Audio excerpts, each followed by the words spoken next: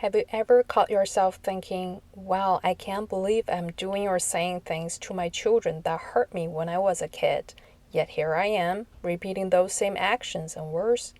Have you ever questioned why parenting can sometimes bring out the worst in you?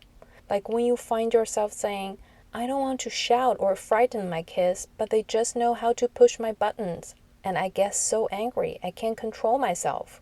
Becoming a parent doesn't mean starting with a blank page. It's more like a storybook filled with our own past experiences. Childhood experiences that are not fully processed can leave unresolved issues that influence how we react to our own children. When these unresolved issues are triggered, our responses toward our children often takes the form of intense emotions and impulsive behaviors. These intense states of mind impair our ability to think clearly and remain flexible and compromise our relationships with our children. At these times, we're not acting like the parents we want to be, and the worst in us is brought out. Daniel Siegel and Mary Hartzell, in their groundbreaking book Parenting from the Inside Out, propose a thought-provoking theory. Your interpretation of your own childhood experiences profoundly shapes how you parent your children. Extensive child development research supports this theory, pointing out a strong link between a child's security of attachment to parents and the parents' understanding of their own early life experiences. So how does making sense of our past help our children? Without self-reflection, history tends to repeat itself, and parents are vulnerable to passing on to their children unhealthy patterns of family interactions from the past. Understanding our early life experiences prevents us from recreating the damage to our children that was done to us in our own childhoods. It empowers us to foster meaningful connections that enable our children to thrive. Let me share a personal example of how understanding my past helped me connect better with my child. Like many parents, I wanted to help my son learn new academic skills like reading, math, or vocabulary. But I'd often find myself getting impatient or upset when he didn't catch on as quickly as I expected. I hoped to make learning fun for my son, but instead our study sessions often ended in stress on his part and regrets on my part. Upon reflection, I realized this was linked to my own childhood. My parents had high expectations for my academic performance, and my struggle and mistake were often met with reprimands or disapproval. For me, learning was a source of stress, not joy.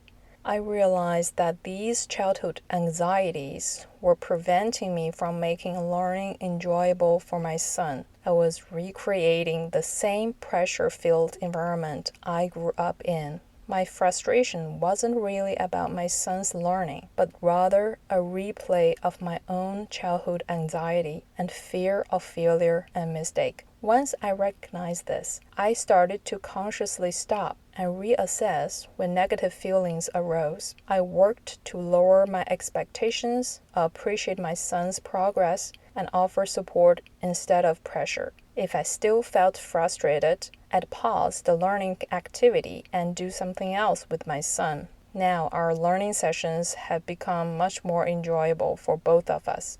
Let me share another personal example. My son sometimes became incredibly upset over minor issues, such as his toy has a little scratch, a wet spot on his shirt, and even I did not dress him in the right order. He would often cry uncontrollably, and nothing seemed to console him.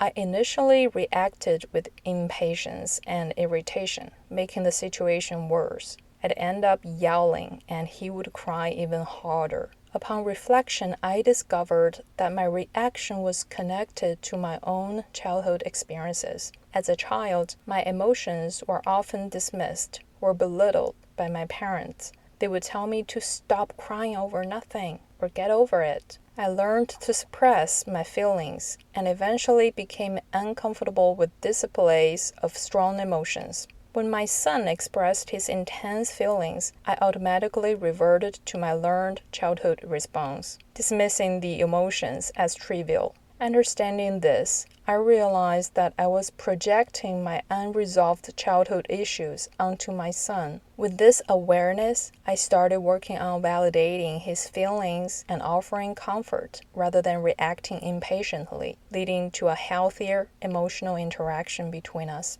A third experience of mine, my son was always quick to point fingers when things went wrong. One day, he couldn't find some of his Lego pieces and immediately started blaming his younger brother. Despite my attempts to soothe him and help solve the problem, he persisted in his blame. I found it frustrating and couldn't understand why he would rather accuse his brother than find a solution. Then I reflected on my own actions. I remembered the times when food was dropped on the floor at home. Instead of trying to solve the problem, I would first look to assign blame to my son. I then realized that this behavior mirrored my own upbringing.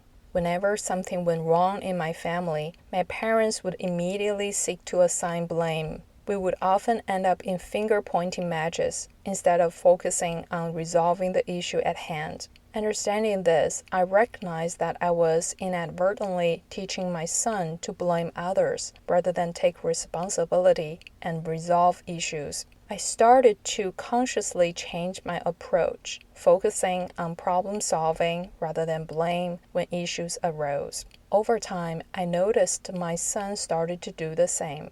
So here are some advice for parents. First, be mindful when interacting with your kids. This is about more than just reacting. This is about thoughtful, intentional responses. Are your negative emotions like fear or anger a mere reflection of past unresolved issues or genuinely triggered by your child's actions? By being mindful, we free ourselves from the chains of the past and reside in the present. We tune in to our thoughts and feelings and embrace those of our children. This intentional parenting opens up a world where we can choose our responses, nurturing a more healthy, loving bond with our kids. Second, stay aware of both your and your children's emotions. As parents, our aim is to forge deep, enduring bonds with our children, and understanding emotions is key to achieving this. Good communication isn't just about talking. It involves understanding our emotions, sharing them respectfully, and empathizing with our children's feelings. Remember, our children are particularly vulnerable to becoming the targets of the projection of our unconscious emotions and unresolved issues. So it's vital to be aware of our emotional process. This awareness empowers us with choice. We can respond instead of react, breaking free from emotions that may not even be related to our children.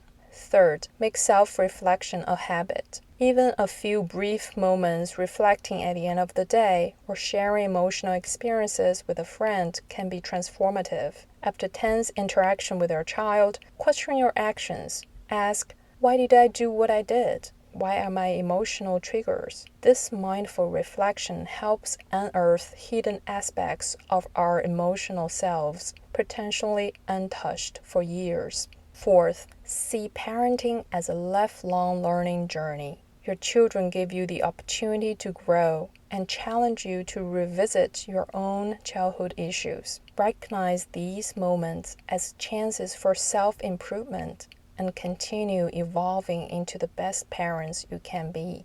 The journey towards effective parenting starts within. It's not about assigning blame to our parents for any shortcomings in our own upbringing. It's about awareness and understanding. It demands introspection, emotional intelligence, and most importantly, the courage to face our past and learn from it. To be the best parents we can be, we must first understand who we are and why we behave the way we do. By making sense of our past, we gain control over our future. As adults, we have the capacity to change and grow.